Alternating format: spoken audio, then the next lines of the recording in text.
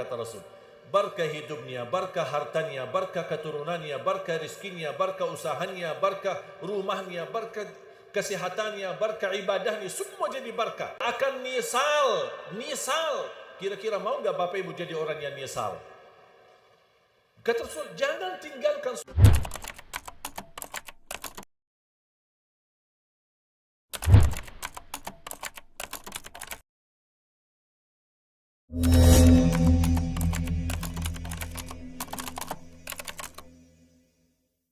Bismillahirrahmanirrahim.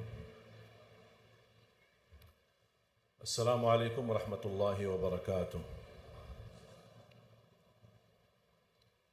Alhamdulillahi rabbil alamin. Ashhadu an la ilaha illallah wahdahu la sharika lah, waliyus salihin, wa ashhadu anna sayyidana wa nabiyyana Muhammadan abduhu wa rasuluh, as-sadiqul amin. Allahumma salli wa sallim wa barik ala sayyidina Muhammad wa ala alihi wa sahbihi wa man tabi'ahum bi ihsanin ila yaumiddin. Subhanaka la ilma lana illa ma 'allamtana innaka antal alimul hakim. Yang saya muliakan, yang saya banggakan, Ketua Ta'mir Masjid Jami' Al-Akbar, semua serta keluarga besar pengurus, para alim ulama, para habaib, para kiai yang saya cintai, wabil khusus guru saya, Kiai Haji Profesor Dr. Muhammad Rumrawi, yang mudah-mudahan dipanjangkan oleh Allah umurnya. Saya bangga bisa bertemu dengan beliau. Kita sering berkali-kali isi di sini bersama, dan saya banyak dapat ilmu dan bermanfaat. Semoga dipanjangkan oleh Allah umurnya. Matta'ana Allah bituli hayatihi wa nafa'na bi'ulumihi wa asrarihi. Para imam, para muazzin yang saya cintai, para jamaah sekalian, jamaah Masjid Agung Al-Akbar Surabaya, bapak-bapak, ibu-ibu, semoga senantiasa semua yang hadir dimuliakan dan diberkahi Allah Subhanahu wa taala. Alhamdulillah, atas izin Allah Subhanahu wa taala kami masih melanjutkan perjalanan safari dakwah. 1000 titik.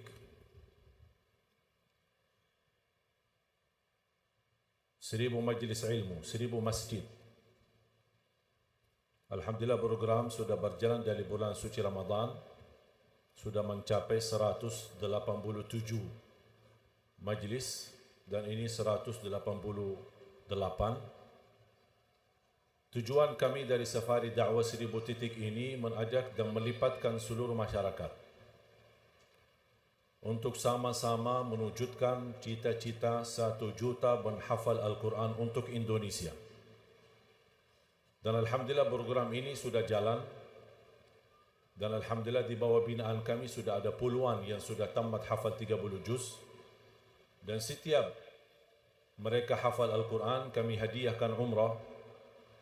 Dan sengaja kami hadiahkan umrah bukan karena intinya mau umrah, tetapi biar sekalian setor hafalan dan bacaan di hadapan imam-imam besar di Tanah Suci, Imam Besar Masjidil Haram dan Imam Besar Masjid Nabawi. Karena kami ingin meraih bagaimana bisa mewujudkan para hafiz-hafizah yang bacaannya benar. Banyak sekarang muncul hafiz-hafizah, tapi mohon maaf Al-Fatihah masih keliru. Kami harap bisa semua orang Islam bisa membaca Al-Quran seperti Nabi Muhammad sallallahu alaihi wasallam. Makanya kami menjalankan 5 metode Madinah. Pertama, memperbaiki huruf dan bacaan. Yang kedua, menyempurnakan tajwid. Yang ketiga, mengindahkan suara. Walaupun suara kita sebelumnya membuat orang lain sakit kepala, jangan khawatir, insyaAllah ada ilmunya. Terus yang keempat, menguatkan hafalan. Banyak keluhan jamaah, kami bisa hafal, cepat hafal, tapi cepat lupa. Ada enggak ilmunya? Ada. Walaupun waktunya karena maghrib sama isya tidak berkesempatan saya praktik di depan jamaah bagaimana cara cepat hafal Al-Quran. Kami punya metode dan ada seminarnya. Sudah Alhamdulillah jalan di beberapa wilayah dan kota. Seminar ini mempelajari 10 metode mudah hafal Quran. Di antaranya ada satu metode, kalau kita bisa praktik dengan benar, tapi syaratnya harus bacaannya lancar. Saya tidak mau pimpin hafalan bagi orang yang belum lancar bacaan. karena saya dosa nanti. Kenapa saya dosa? Karena dasarnya kita hafalkan, belum perbaiki itu dosa. Karena memperbaiki bacaan itu wajib. Tapi menghafal Al-Quran tidak wajib. Makanya kami utamakan ini wajib. Warattilil Qur'ana tartila. Bacalah Al-Quran sebagaimana Allah turunkannya. Jangan dirubah-rubah. Dan ini butuh tekad yang tinggi untuk memperbaiki. Dan memperbaiki pun mudah. Jangan khawatir. Walaupun masih berbata-bata, kesulitan. Mungkin karena lidah kita tidak terbiasa. Tidak apa-apa. Insya Allah bisa. Semuanya bisa. Asal kita ada kemauan. Kenapa saya bilang bisa? Karena Allah sudah janji. Walaqad yassarna al-Qur'ana lidzikri fahal min muddakir. Suratul Qamar ayat 17 bahkan terulang berapa ayat. Menurut Allah Subhanahu wa taala, kami telah memudah sudah selesai. Berarti tugas Allah sudah selesai. Kami telah memudahkan Al-Quran untuk dipelajari. Fahal min muddakir, siapa yang mau belajar? Kalau ada kemauan, dapat janji Allah kemudahan. Kalau belum ada kemauan, tidak akan dapat kemudahan. Baru masuk ke tahap yang kelima, tahap inti. Kalau sudah lulus dari 4 tahap ini, tahap inti membaca Al-Quran di dalam salat maupun di luar salat sesuai bacaan Nabi Muhammad sallallahu alaihi wasallam. Ada juga ilmunya.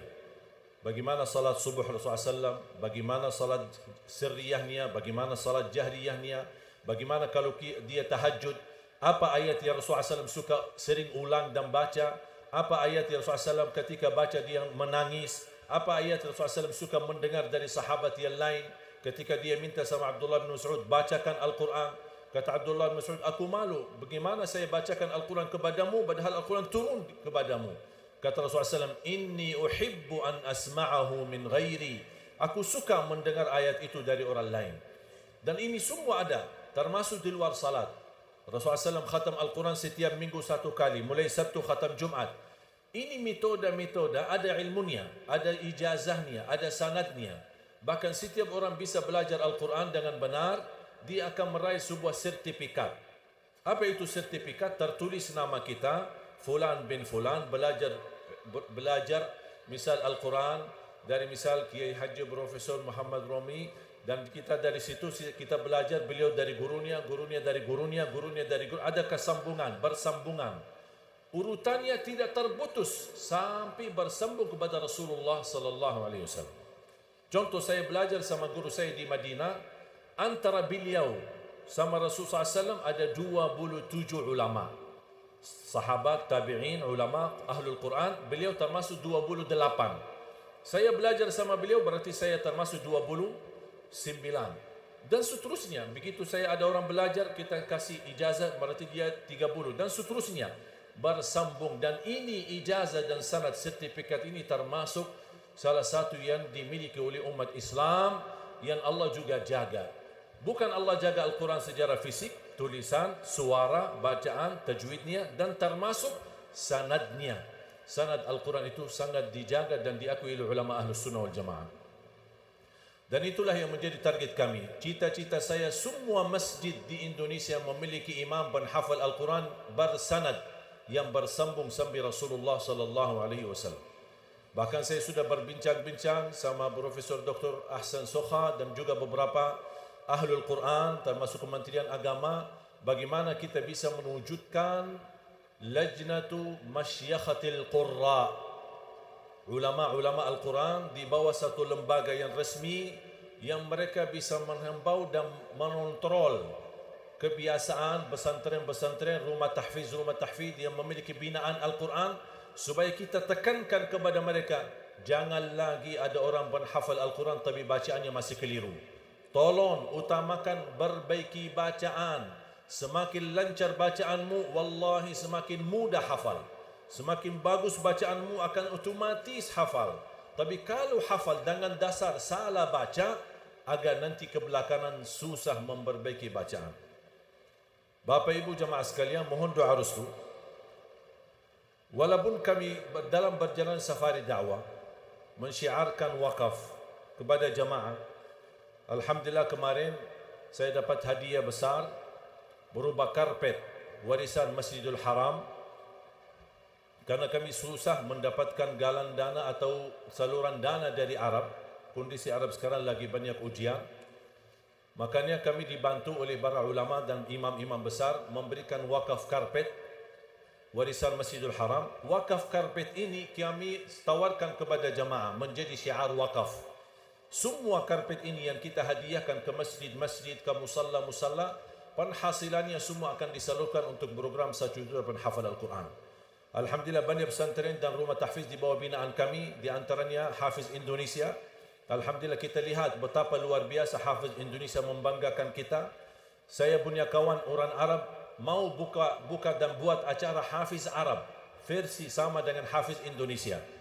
2 tahun bekerja keras. Kami berikan materinya, kami berikan konsepnya, kami berikan bagaimana caranya, tetapi jujur saja gagal. Tidak bisa. Kenapa? Karena tidak menemukan di negeri Arab anak-anak di bawah usia 10 tahun dengan jumlah yang banyak hafal Al-Quran. Hanya di Indonesia. Di Arab tidak bisa. Yang bisa dihitung di bawah 10 tahun bisa dihitung jari 1, 2, 3 orang. Tapi kalau tingkatan dewasa memang banyak di Makkah dan Madinah hafal Quran. Tetapi kalau anak-anak bisa dihitung dengan jari. Mungkin ada 1, 2 anak ajaib. Tapi kalau kita di Indonesia, alhamdulillah anugerah luar biasa. Mungkin Bapak Ibu hanya menonton acara Hafiz Indonesia, acara yang sudah jadi, yang bisa tampil 18 atau 20 peserta. Tapi yang sebelumnya kami bekerja keras 4 bulan menumbuhkan ratusan anak-anak dari seluruh Indonesia. Dari kampung-kampung, kabupaten-kabupaten, sawah-sawah, desa-desa, terkumpul anak-anak yang begitu banyak untuk bagaimana bisa mempelajari dan menghafal Al-Quran. Dan menemukan jumlah yang banyak, bukan 100 bahkan 200, 300 orang. Karena acara TV terbatas, kami tidak bisa tampilkan ratusan orang di acara TV. Makanya kami bina, kami kelola, kami ajari dan kami milih dari jumlah yang begitu banyak, memilih yang terbaik, yang bisa dan fantas dan layak untuk bisa tampil di acara Hafiz Indonesia. Makanya mohon jamaah, mohon doa restu. Dan saya dalam setiap program safari dakwah melipatkan semua jamaah. Walaupun saya percaya dan yakin ada para dermawan yang insya-Allah siap, ada para donatur yang insya-Allah terbuka hatinya. Tapi saya tidak mau program ini menjadi milik siapa-siapa. Saya tidak membawa program ini menjadi milik Ali Jabir, tapi saya merasa ini milik kita bersama. Semuanya terlipat dari segi tenaga, fikiran, ilmunya, kelebihannya, hartanya, zakatnya, sedekahnya, infaknya, hibahnya, wakafnya. Semuanya berhak terlipat. Kenapa? Karena cita-cita saya semua jamaah fantas dan layak mendapatkan syafaatnya Al-Quran di hari kiamat. Kita bisa berkata, ya Allah, aku mohon maaf, tidak bisa baca Quran, tidak bisa hafal Al-Quran. Tapi ya Allah, saksikan hartaku untuk Al-Quran, hartaku untuk binaan Al-Quran. InsyaAllah tergabung bersama Ahlul Quran dan mendapatkan syafaatnya Al-Quran. Makanya semua harus terlipat sesuai kemampuan kita. Dan selalu saya berkata, lebih baik banyak ikhlas daripada sedikit tidak ikhlas. Setuju? Kau ibu-ibu ketawa sih.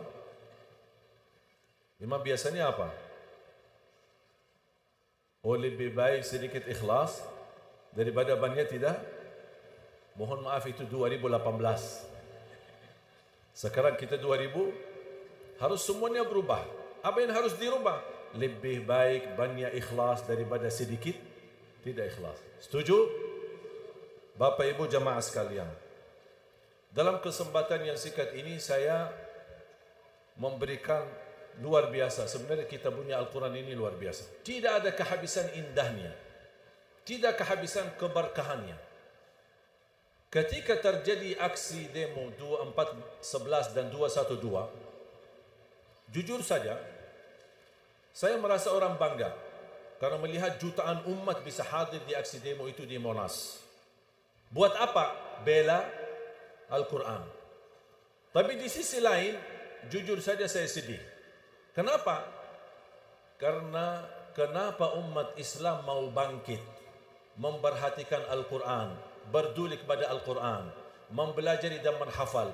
Harus ada orang menghina Al-Quran dulu, baru kita mau. Itu yang membuat saya sedih.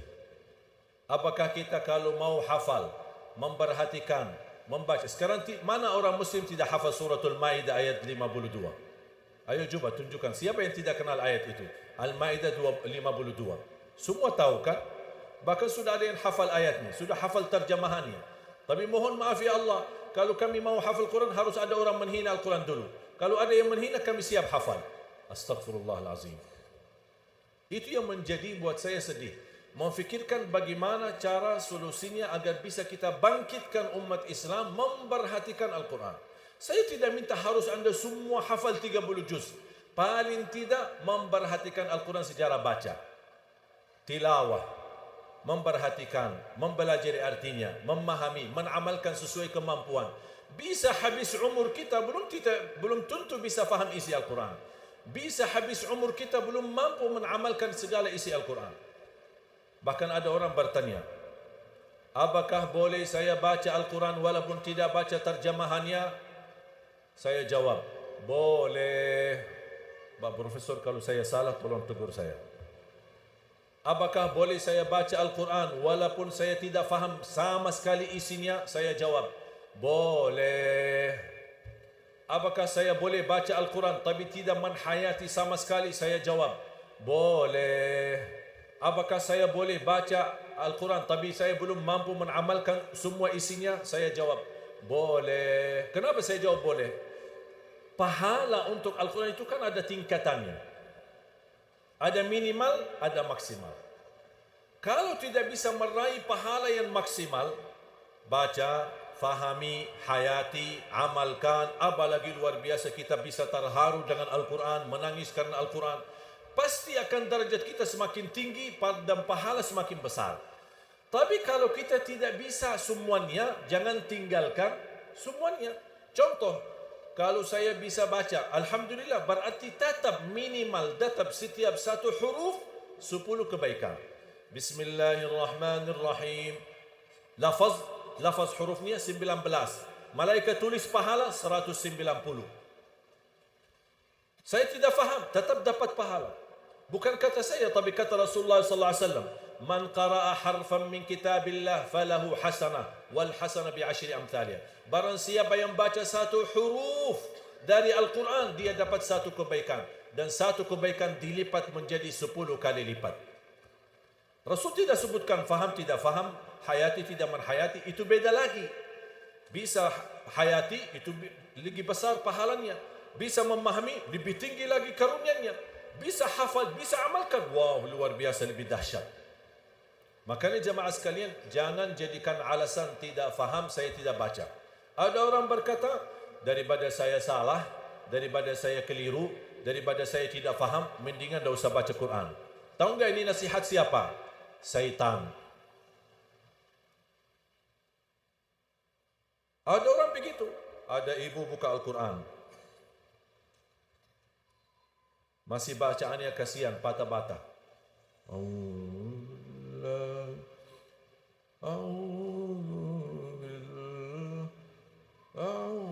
Masih berbata-bata, datangi syaitan. Bu, ngapain? Ya kamu baca. Baca apa? Baca Quran. Iman ibu sudah bisa baca? Belum.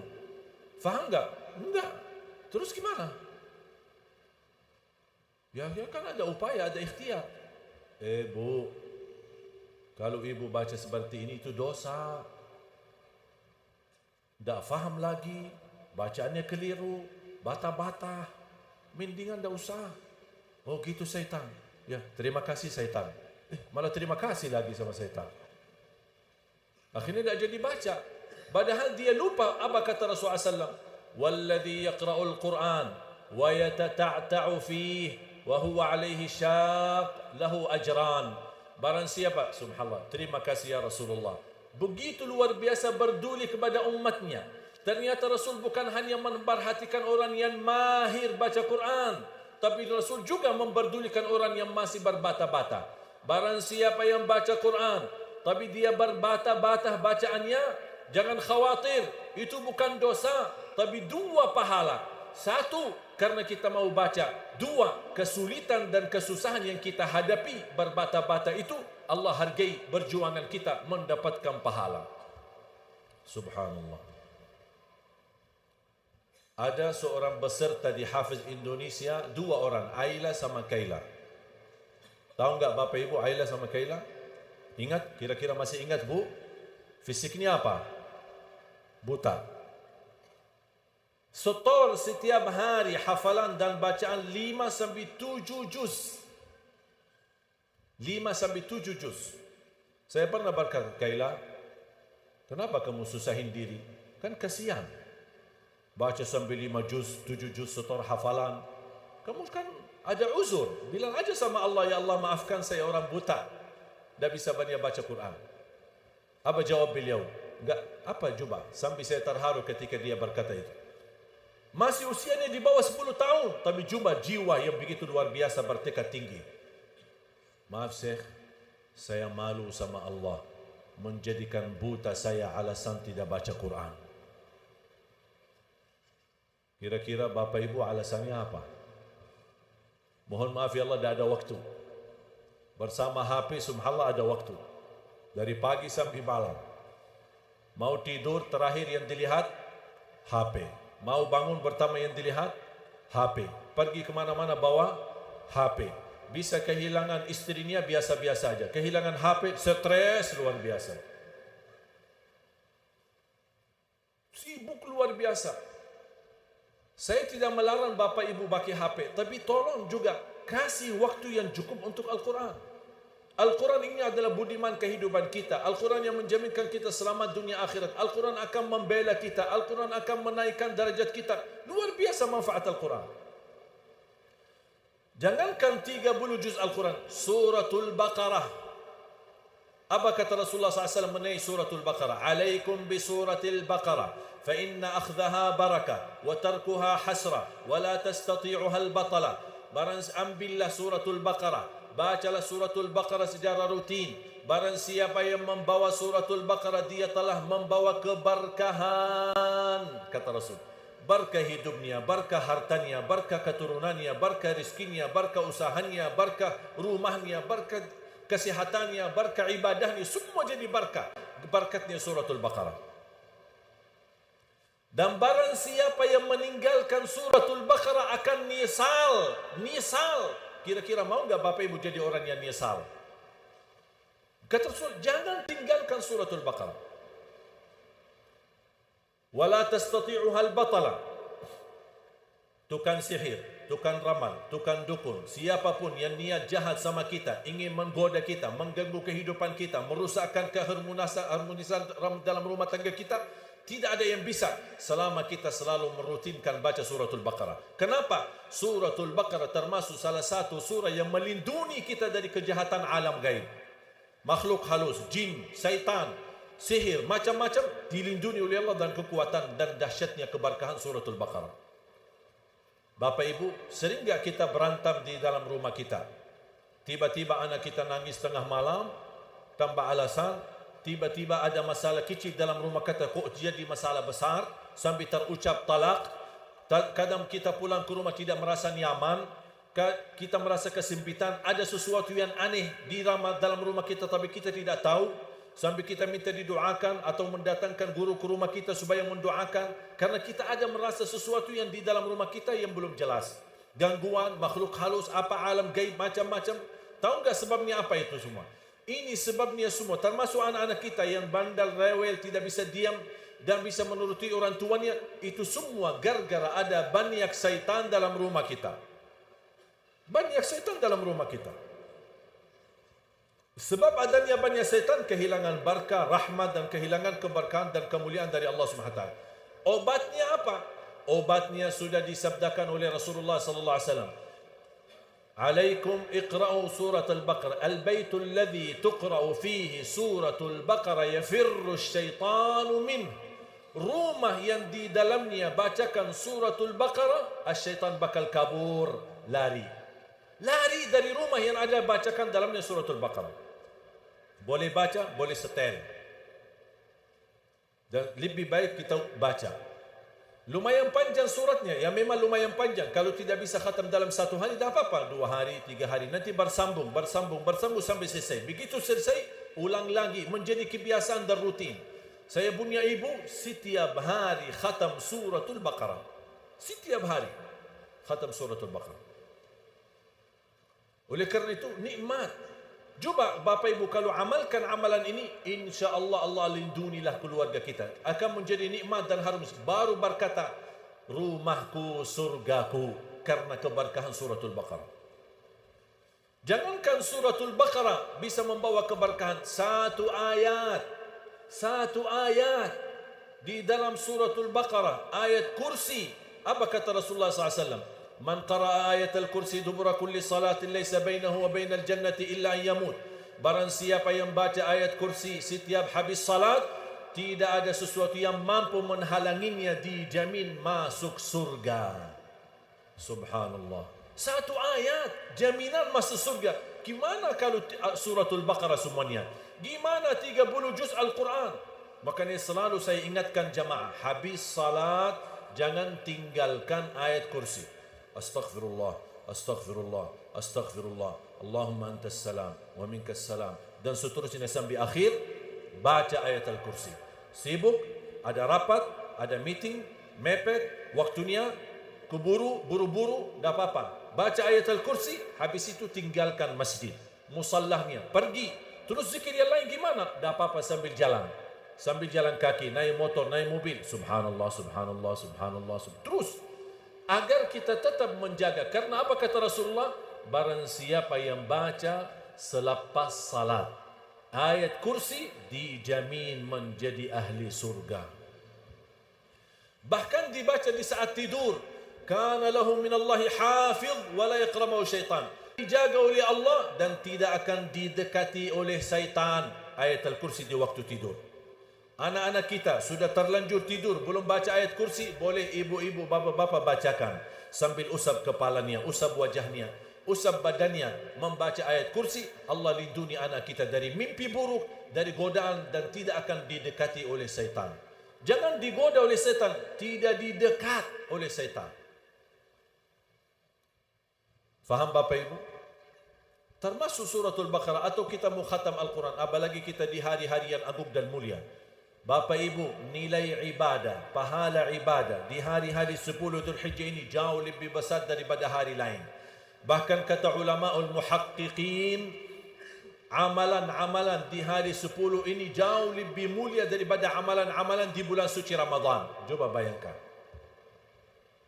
Walaupun itu berbeza pendapat, tapi sebagian besar ulama al-muhaqqiqin mereka berkata amalan-amalan di 10 hari ini jauh lebih mulia daripada bulan Ramadan. 10 Dzulhijjah, 10 hari Dzulhijjah. Sampai Rasulullah SAW bersabda di hadis yang diriwayatkan Imam Bukhari, tidak ada amal salih yang paling dicintai Allah sebagaimana amal salih di 10 hari Dzulhijjah ini. Kemarin 1 Dzulhijjah, hari ini Sabtu, sekarang hari 3. Manfaatkan sisanya. Kalau bisa berbanyak puasa, berbanyak sedekah, berbanyak baca Quran. Terus berusaha segala amal kebaikan. Setiap amal salih anda punya saham di situ. Nilai ibadahnya jauh lebih besar daripada bulan-bulan lain. Kenapa? Karena Rasulullah SAW bersabda, sebaik-baik hari di dunia adalah hari 10 hari Dzulhijjah. Bahkan hari yang termulia di sisi Allah, Yaumun Nahar. Inna a'zamal ayyami 'inda Allah Yaumun Nahar. Hari yang paling agung di sisi Allah adalah hari kurban. Kalau tidak bisa puasa semuanya, paling tidak puasa Arafah tanggal 9. Satu hari. Satu hari, tapi berkahnya menghapuskan dosa 365 hari. Satu hari menghapuskan dosa 365 hari. Subhanallah. Jangan dilalaikan. Ramadan aja yang 30 hari begitu cepat habis. Masa 10 hari pasti lebih cepat. Apapun saham amal salih, tahajud, walaupun 2 rakaat tutup witir, baca Quran, sedekah, zikir, istighfar, silatul rahim, ziarah kubur, apalagi kalau orang tuanya sudah meninggal. Apapun amal salih, lakukan.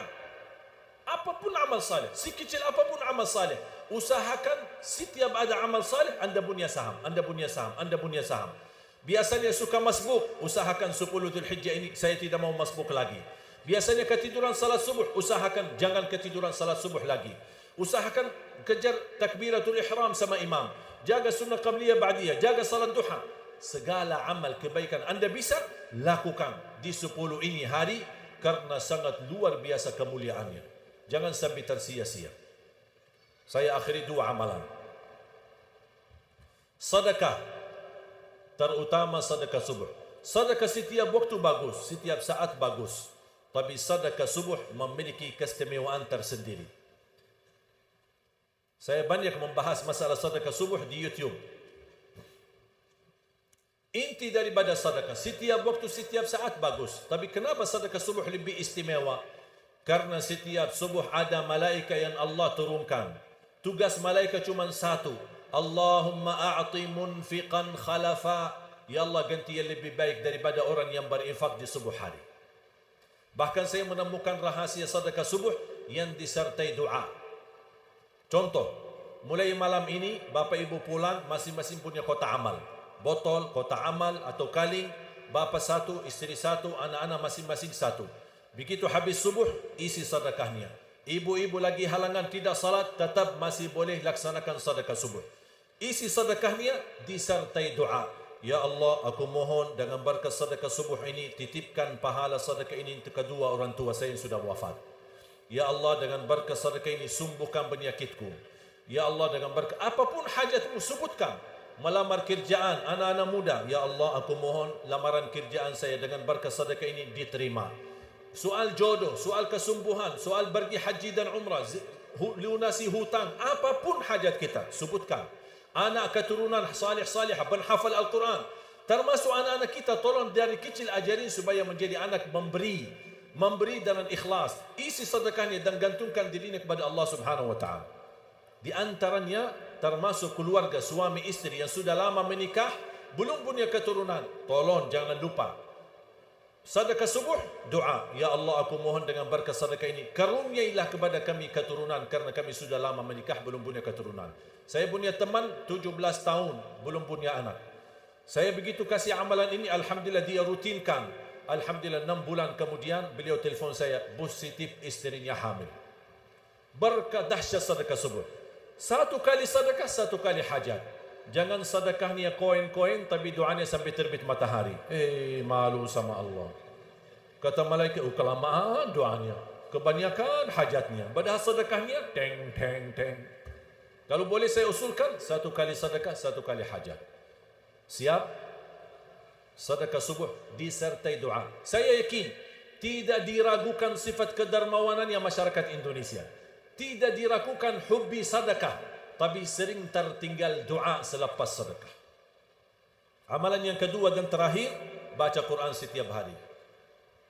Kalau tidak bisa, paling tidak suratul Baqarah. Dan kalau baca, saya nasihatkan. A'udzu billahi minasyaitonir rajim. Bismillahirrahmanirrahim. Alif lam mim. Dzalikal kitabu la raiba fihi hudan lil muttaqin. Alladzina yu'minuna. Kapan habisnya? Sadaqallahul azim. Oh, kok dah jadi? Kenapa dah jadi? Karena sudah pindah halaman.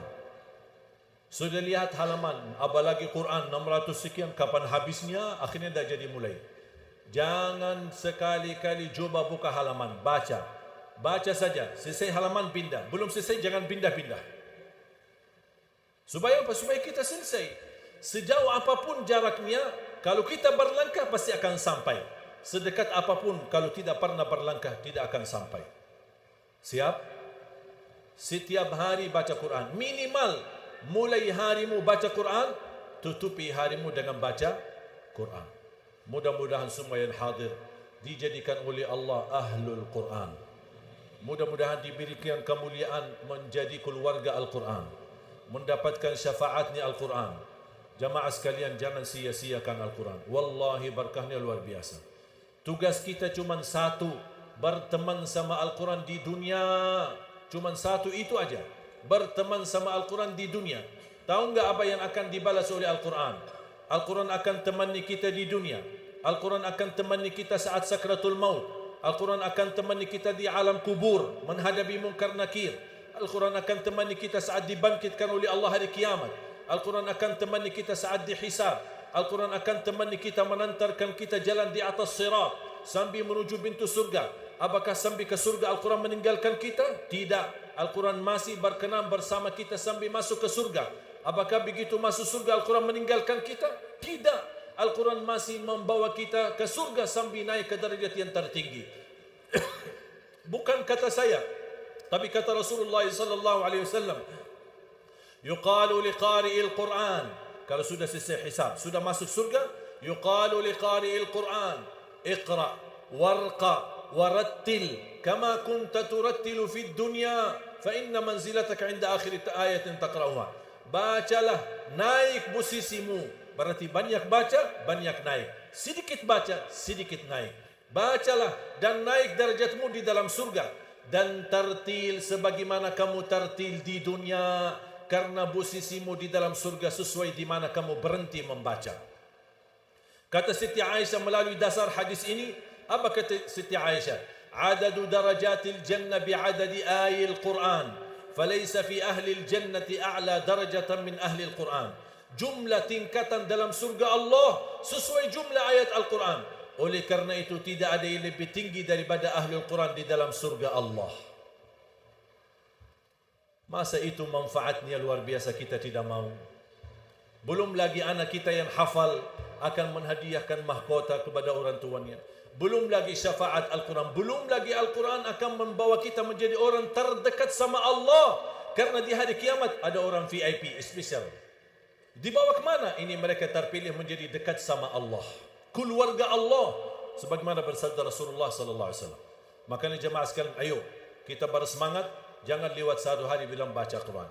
Mulai harimu baca Quran, tutupi harimu dengan baca Al-Quran.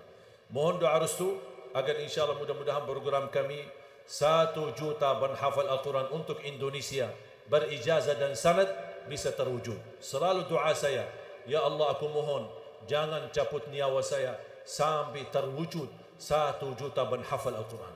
Semenjak 2011, ketika saya mendapatkan kehormatan, anugerah dari Bapak Presiden Republik Indonesia di masa itu, Bapak SBY memberikan kepada saya warga negara Indonesia, saya merasa diri saya punya kewajiban terhadap Indonesia. Pertama, menjaga kebersatuan dan kebersamaan. Yang kedua, mencintai negara kita Indonesia. Yang ketiga, bagaimana bisa tetap menjaga kebersatuan dan untuk bersama-sama. Ada perbedaan ada, tapi tetap kita masih bersatu untuk menjaga keharmonisan dan rahmatan lil alamin. Yang terakhir, bagaimana saya bisa membawa masyarakat Indonesia insya-Allah semuanya menjadi keluarga Al-Quran, syafaatnya Al-Quran, dan kita bersama-sama kumpul di dalam surga Allah Subhanahu wa taala. Semuanya bisa terlipat dalam program 1 juta ini. Mudah-mudahan insya-Allah dengan niat kita, tulus kita, ikhlas kita, mudah-mudahan bisa terwujud menjadi kenyataan. Dan saksikan insya-Allah jemaah sekalian, kalau kita tidak mensaksikannya di dunia, insya-Allah akan kita menyaksikannya nanti di akhirat. Betapa luar biasa perjuangan kita untuk Al-Quran, akan Allah balas dengan pahala yang berlipat ganda di sisi Allah. Allahumma nas'alukal huda wa tuqa wal afafa wal ghina. Ya Allah, jadikan kami semua ahlul Quran, keluarga Al-Quran, keturunan Al-Quran. Ya Allah, anugerahkan kepada kami ya Allah menjadi penghafal Al-Quran, berakhlak akhlakul Quran. Berikan kepada kami anak dan cucu salih salihah, anak dan cucu yang mampu menjaga nama baik keluarga kami, anak dan cucu penghafal Al-Quran, anak dan cucu yang membanggakan kami di hadapan-Mu hari kiamat. Ighfir lana wa liwalidina wa li jami'il muslimina wal muslimat wal mu'minina wal mu'minat al ahya'i minhum wal amwat. Ya Allah, atas izin-Mu kami sama-sama berkumpul di Masjid Agung ini. Ya Allah, berilah kepada kami kemuliaan sama-sama bertemu kembali di dalam surga-Mu ya Allah bersama Nabi Muhammad sallallahu alaihi wasallam. Rabbana atina fid dunya hasanah wa fil akhirati hasanah wa qina adzaban nar. Wa sallallahu ala sayyidina wa nabiyina Muhammad وعلى آله وصحبه وبارك وسلم والحمد لله رب العالمين. آخر الكلام سبحانك اللهم وبحمدك أشهد أن لا إله إلا أنت أستغفرك وأتوب إليك. Para jemaah sekalian, karena sudah mau waktu azan, kami ingin sebenarnya mensyiarkan tawaran beberapa wakaf yang kami bawa supaya kita melipatkan sebanyak-banyaknya jemaah yang berkenan menjadi keluarga besar 1 juta menghafal Al-Quran. Mohon doa restu, semoga insyaAllah perjuangan kita bersama. Saya tidak mau perjuangan saya, tapi milik kita bersama. Milik kita bersama, insyaAllah akan kita sama-sama dapat syafaatnya Al-Quran.